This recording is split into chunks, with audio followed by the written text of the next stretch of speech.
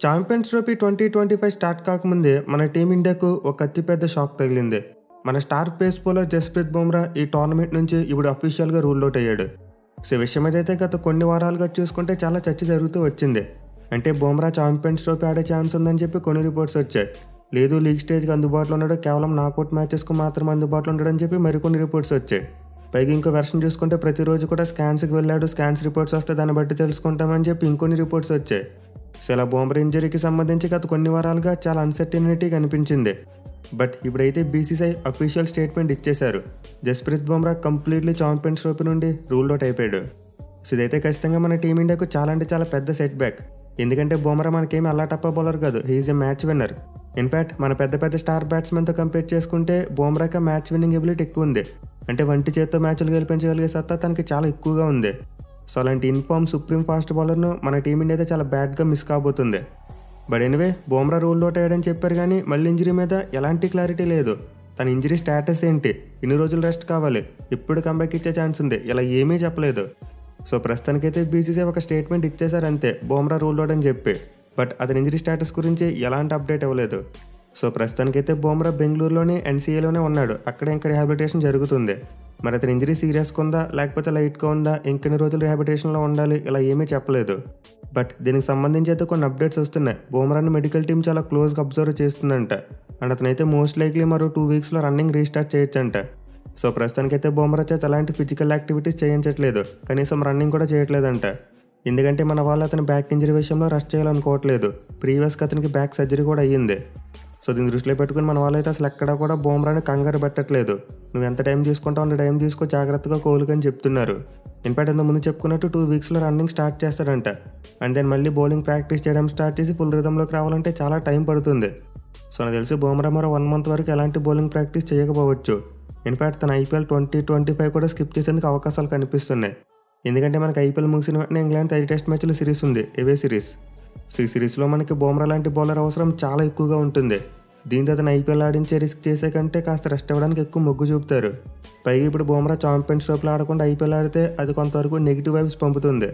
So నాకు తెలిసి Bumrah champions ట్రోఫీతో పాటు ఐపీఎల్ కూడా మిస్ అవ్వచ్చు. అట్లీస్ట్ ఐపీఎల్లో కొన్ని మ్యాచెస్ అయినా మిస్ అవుతాడు. ఎనివే మన వాళ్ళ ఆస్ట్రేలియా సిరీస్లో చేసిన తప్పు వల్ల ఇప్పుడు ఈ పరిస్థితులు ఏర్పడ్డాయి. మన వాళ్ళ 5 టెస్ట్ మ్యాచ్లో కనీసం 1 టెస్ట్ మ్యాచ్లో అయినా సరే బుమ్రాకి రెస్ట్ ఇచ్చి ఉండాల్సిందే. ఎస్పెషల్గా సిడ్నీ టెస్ట్ మ్యాచ్లో పక్కనట్టుంటే సరిపోయేది. సో ప్రస్తుతానికైతే బుమ్రా లేకపోవడం ఖచ్చితంగా మన టీమిండియాకు చాలా పెద్ద ఎదురు దెబ్బ. ఇన్ఫ్యాక్ట్ సెకండ్ టైం అతను మన టీమిండియా తరపున ఒక ఐసీసీ టోర్నమెంట్ మిస్ కాబోతున్నాడు ఇంజరీ కారణంగా. సో ప్రీవియస్గా 2022 T20 వరల్డ్ కప్ అప్పుడు కూడా చూసాం బుమ్రా బ్యాక్ ఇంజరీ కారణంగా ఆడలేదు. అండ్ ఇప్పుడు చూసుకుంటే మరోసారి అదే బ్యాక్ ఇంజరీ కారణంగా ఇంకో ICC event miss కాబోతున్నాడు.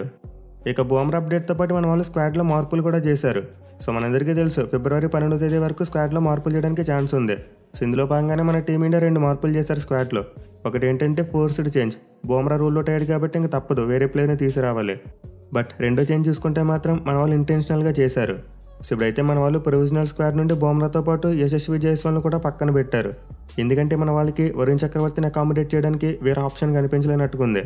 So Bumrah ప్లేస్లో అనుకున్నట్టు హర్షిత్ రాణాని స్క్వాడ్లోకి తీసుకున్నారు.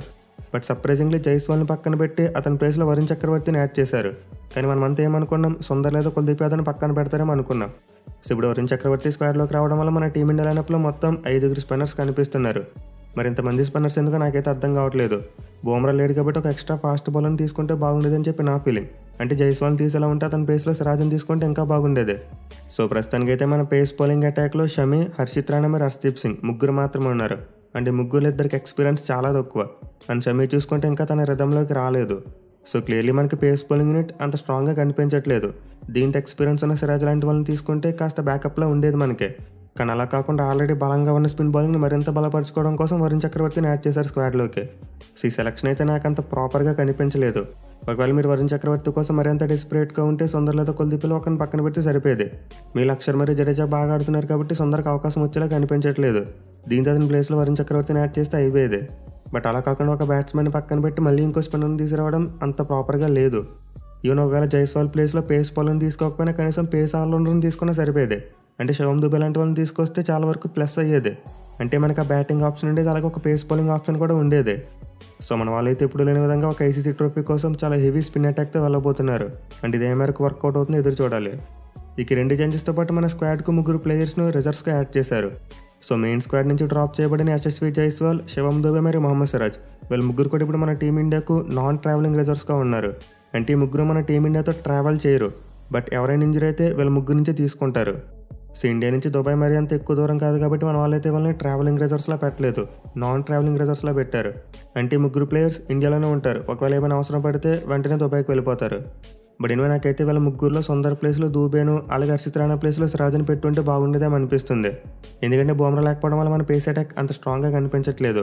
సో దుబాయ్లో కనుక స్లోగా ఉండే స్పిన్ పిచ్చెస్ ఎదురైతే మన టీమిండియాకి ఎలాంటి ప్రాబ్లం లేదు. ఈ స్పిన్ అటాక్తో ఖచ్చితంగా కొట్టొచ్చు ట్రోఫీని. బట్ ఏమైనా తేడా కొట్టి పేస్ బౌలింగ్ అనుకూలించి పిచ్చెస్ కనబడ్డాయా మన వాళ్ళ ఎక్స్పీరియన్స్ సరిపోదు. ఇన్ఫాక్ట్ మన దగ్గర తగినన్ని పేస్ బౌలింగ్ రిసోర్సెస్ లేవు. సో చూడాలి మరి ఈ స్క్వాడ్తో మన టీమిండియా ఏ మేరకు రాణిస్తుంది అనేది. ఇక ఛాంపియన్స్ ట్రోఫీకి సంబంధించి మన టీమిండియా అప్డేట్తో పాటు ఆస్ట్రేలియా అప్డేట్ కూడా ఉంది. సో ఆల్రెడీ ఆస్ట్రేలియా టీం నుండి 4 మెయిన్ ప్లేయర్స్ తప్పుకున్నారు. Pat Cummins, Josh Hazlewood, Mitchell Marsh మరియు మార్కస్ స్టోయినిస్ వీళ్ళు 4 ఆల్రెడీ ఛాంపియన్స్ ట్రోఫీ నుండి రూల్ అవుట్ అయ్యారు. బట్ వీళ్ళతో పాటు ఇప్పుడు లిస్టులోకి మరో స్టార్ ఆటగాడు చేరిపోయాడు. So Australia left arm fast bowler Mitchell Starc కూడా ఇప్పుడు ఛాంపియన్స్ ట్రోఫీ నుండి తప్పుకున్నాడు. బట్ తనైతే ఇంజరీ కారణంగా రూల్ అవుట్ అవ్వలేదు, తనంతట తానే ఆప్ట్ అవుట్ అయ్యాడంట. అంటే కొన్ని పర్సనల్ రీజన్స్ వల్ల నేను ఛాంపియన్స్ ట్రోఫీ ఆడట్లేదని చెప్పి అనౌన్స్ చేశాడు. సో నిర్ణయాన్ని అయితే క్రికెట్ ఆస్ట్రేలియా అంగీకరించింది. మేము స్టార్క్ యొక్క నిర్ణయంతో పాటు అతని ప్రైవసీకి రెస్పెక్ట్ ఇస్తామని చెప్పారు. అంటే స్టార్క్ ఏదో పర్సనల్ రీజన్ వల్ల తప్పుకుంటున్నా అన్నాడు కదా, ఆ రీజన్ అయితే బయటికి రాలేదు. సో ఇప్పుడైతే ఆస్ట్రేలియా టీం తమ 3 మెయిన్ ఫాస్ట్ బౌలర్స్ను కోల్పోయింది. ప్యాట్ కమిన్స్, హెజ్ల్వుడ్ మరియు స్టార్క్ ఈ 3 కూడా ఛాంపియన్స్ ట్రోఫీలో లేరు. అలాగే ఆల్రౌండర్స్లో చూసుకునే ఇద్దరు pace bowling all-rounders Marcus Stoinis మరియు మిచెల్ మార్ష్ ఇద్దరిని దూరం చేసుకున్నారు. సో ఇప్పుడైతే ఆస్ట్రేలియా టీం ప్రొవిజనల్ స్క్వాడ్ నుండి 5 ప్లేయర్స్ దూరం అయిపోయారు. అండ్ 5 ప్లేయర్స్కి వాళ్ళైతే రీప్లేస్మెంట్ ప్లేయర్స్ను ప్రకటించి తమ స్క్వాడ్ని ఫైనలైజ్ చేసేశారు. సో మనం అనుకున్నట్టు ఆస్ట్రేలియా వాళ్ళు మిచెల్ మార్ష్ ప్లేస్లో జేక్ ఫ్రేజర్ మెక్గర్క్ని తీసుకొచ్చారు. అండ్ దెన్ మార్కస్ స్టోయినిస్ ప్లేస్లో షానా బట్లర్ లాంటి ఆల్రౌండర్ని యాడ్ చేశారు. అలాగే ప్యాట్ కమిన్స్కి రీప్లేస్మెంట్గా స్పెన్సర్ జాన్సన్ని తీసుకున్నారు. బట్ మిగతా 2 ప్లేయర్స్ మాత్రం కొంతవరకు అన్ఎక్స్పెక్టెడ్. అంటే మిచెల్ స్టార్క్ ఆప్టెడ్ అవుట్ అవుతాడని చెప్పి ఎవరు ఎక్స్పెక్ట్ చేయలేదు. దీంతో వాళ్ళకి ఒక లెఫ్ట్ ఆర్మ్ పేసర్ అవసరం పడింది. సో ఇప్పుడైతే left arm pace bowling option కోసం ఆస్ట్రేలియా వాళ్ళు బెన్ వారసిస్ని తీసుకొచ్చారు.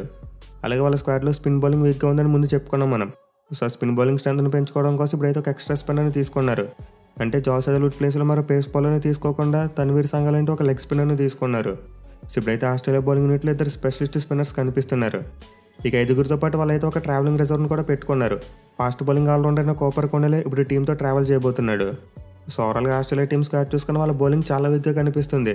ఇన్ఫాక్ట్ యాడమ్ చాంపా తప్పితే మిగతా వరకు కూడా ఎక్స్పీరియన్స్ లేదు. సో ఛాంపియన్స్ ట్రోఫీకి మనమంతా ఆస్ట్రేలియా టీం ఫేవరెట్స్గా బరువు తీతారేమో అనుకున్నాం. బట్ ఇప్పుడైతే వాళ్ళ టీం చాలా వీక్గా కనిపిస్తుంది. అయితే క్యాప్టెన్స్ విషయంలో మాత్రం మనం చెప్పుకున్నట్టే పెద్దగా లోటు ఏమీ లేదు. స్టీవ్ స్మిత్ని క్యాప్టెన్గా పెట్టారు. సో ప్యాట్ కమిన్స్కి ఎంతైతే ఎక్స్పీరియన్స్ ఉందో స్టీవ్ స్మిత్కి అంతకంటే ఎక్కువ ఉంది క్యాప్టెన్గా ఎక్స్పీరియన్స్. దీంతో ఖచ్చితంగా అతనైతే టీంని బాగా లీడ్ చేయగలడు. బట్ ప్రజెంట్ తన దగ్గర అయితే అంత గొప్ప రిసోర్సెస్ లేవు. సో చూడాలి మీరు యంగ్ స్క్వాడ్ని స్టీవ్ స్మిత్ ఎలా లీడ్ చేసి ఆస్ట్రేలియా టీంని ముందుకు తీసుకెళ్తాడనేది. సో ఇవి గైస్ ప్రస్తుతానికి ఛాంపియన్స్ ట్రోఫీకి సంబంధించిన అప్డేట్స్. అండ్ 2 టీమ్స్ కాకుండా మిగతా టీమ్స్ కూడా ఈరోజు తమ స్క్వాడ్స్ని ఫైనలైజ్ చేసేస్తారు. అండ్ ఇలా మొత్తం 8 స్క్వాడ్స్ కూడా ఫైనలైజ్ అయిపోయిన తర్వాత నేను మళ్ళీ రేపు ఒక వీడియో చేస్తాను. అంటే రివైజ్ చేసిన తర్వాత మళ్ళీ అన్ని టీమ్ స్క్వాడ్స్ ఎలా ఉన్నాయి, ఎవరు స్ట్రాంగ్గా ఉన్నారో మళ్ళీ ఒక వీడియో చేసుకుందాం, ర్యాంకింగ్ వీడియో. సో ఆ వీడియోతో పాటు మీరు మిగతా ఛాంపియన్స్ ట్రోఫీ వీడియోస్ మిస్ కాకుండా ఉండాలంటే మన ఛానల్కి వెంటనే సబ్స్క్రైబ్ చేసుకోండి. అలాగే వీడియో నచ్చితే ఖచ్చితంగా లైక్ చేయండి. Thank you for watching. Have a nice day.